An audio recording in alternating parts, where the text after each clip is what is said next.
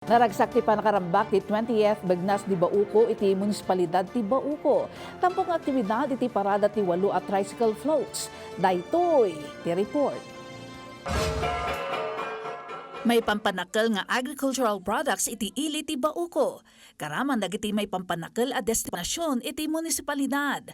Nay parang iti parada, babaan ka dagitoy a 8 at tricycle floats nga aramid mismo ti grupo ti Tricycle Operators and Drivers Association.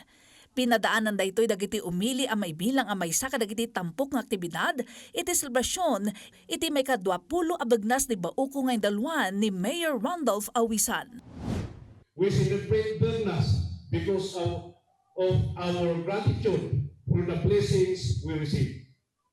Bounty speaks of abundance, the harvest from our field, the fruit from our labor, and the blessings bestowed by nature. Kay papanan ken kinapatag ti okasyon, imbing lay mo ti kang runa na bisita ken manao ani Mountain Province State University President Dr. Edgar Que.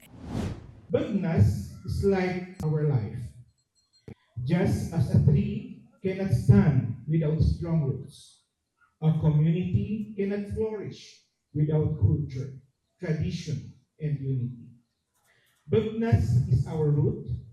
It reminds us of who we are, people of gratitude, cooperation, resilience, and faith. Inyo nay unay napay anupay mapaspasaranan iti makuna a fast-changing world gapu iti innovation ken technology. Sana rumbeng a pagamkan dagitoy imbes usaren kas arwatan tapno patibkaren i-promote ken ipreserba iti kultura. Karaman pay kadagiti aktibidad ti Cook Fest competition. A pinasutan ti siyam a contenders ang nagbabalubal kas individual ken bunggoy. Ang nagluto iti Bauco dishes.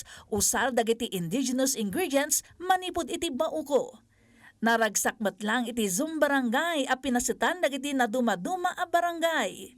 Dimaraymot iti okasyon ni Mountain Province Congressman Maximo Maxi Dalog Jr., Vice Governor Jose Jet Dominguez, kan adupay nga opisyal ang nakiragragsak iti okasyon.